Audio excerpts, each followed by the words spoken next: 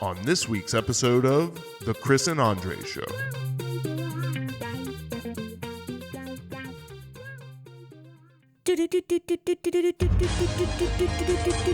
It's time for politics. You can't be so loyal to your party you forget the end game. And that's exactly where I feel like we were at. That's part of why I was somewhat perturbed by this person's accusations, right? Like, first off, I know we've been really focused on this. So congratulations, Patriot 1776 or whatever your stupid name was. But it was just like, dude, because like you asked him, you call this guy out. Yeah, whatever. I've got the perfect title for this episode. It was one of those things where I was just like, you even asked him, did you watch the episode? Like, or did you even watch the clip? And I thought about it. I'm like, yeah, okay.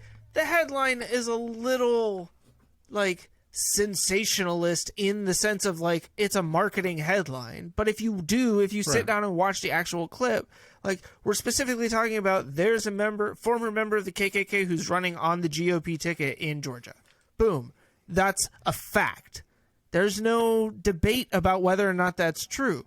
You and I, our opinion is that the Republicans have been very racist and not very good at hiding it for some time now through their laws that they passed and their general behavior. The fact that they don't want non-whites to vote. Like, these are all things that you could consider fact. I'll just throw them up there as opinion in this case, just for shits and giggles, Sure. right? What on earth can you take issue with that? That's what I'm like, oh, Republicans aren't racist. And I'm like, so you have a former KKK member that's running on the GOP ticket. Well, that's not all Republicans. It's just this one dude in Georgia. And I'm like, okay. But to be fair, you literally said not all Republicans are racist, but all the races are in the Republican Party. Which is also, to be fair, not true, right? I mean, like, we talked about it on the Dave Chappelle, like, episode, right? I know. I'm just saying. And I do, like, I listened to that clip, and it was half in jest, right? It was a funny line that I thought of in my head as I was speaking. But I do recognize, like, yes, racists exist everywhere. I grew up in California, okay? Sure. I know that racists exist everywhere. Rednecks exist. Ironically, Patriot 1776 is from Ghana, California, right? No, he lives in California. Oh, he lives in California, yeah.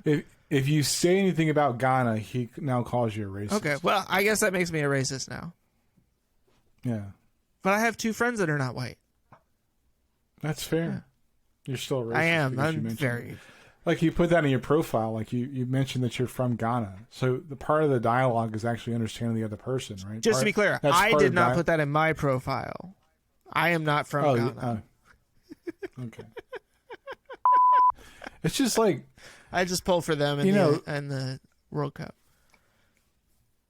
They never made it to qualifiers. It doesn't matter. So it's funny to me that. Look, man, I'll be honest with you. Like, I'm a guy that wears, Huey P. Newton shirts. I've studied the life of Malcolm X. I've studied civil rights people in this country, and I really do believe that one of the things that people that get so enamored with this conversation. I used to not be a big what's the dude's name from Atlanta? Good Lord. Mike something. Mike Jones. Is it Mike Jones? Talk about the rapper? No. Yeah. Big Mike? Big Mike. Yeah, whoever dude is from Atlanta. I didn't really... the guy who was friends with Bernie Sanders. Yeah. I don't know. Like, is that Big Mike? I think so. No, that's not Big Mike. You just like being racist. No, that's... stop it. His name is Mike something. It might be Mike Jones. It's not Mike Jones. That's racist. No, Mike Jones is... Killer Mike. Killer Mike, yeah. That's right. The white dude knew the rapper's name. Good night, everybody. I don't listen to anybody. No, but he had that one joint action. It was good. It was good. Yeah.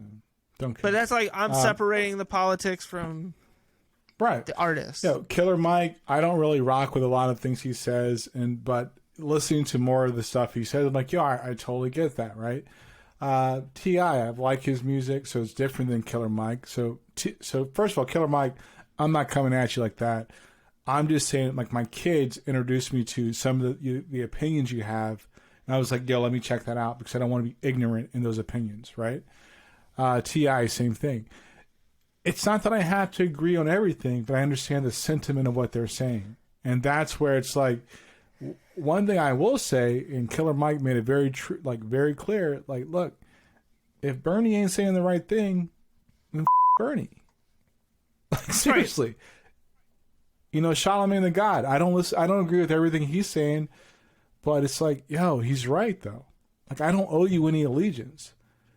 And what I do get concerned about is that people that look like me, act like me, or that are not white, and I'm not trying to be racist. It's like, look, man, we can't fall for the okie doke on some of this stuff because both parties have packaged fear and like false sense of hope, and we keep falling for it, and nobody's the better for it. Dude, that's a great point. The Democratic Party is just as guilty as the Republican Party when it comes to packaging fear and selling on the idea of fear. To hear the rest, tune into this week's episode of The Chris and Andre Show.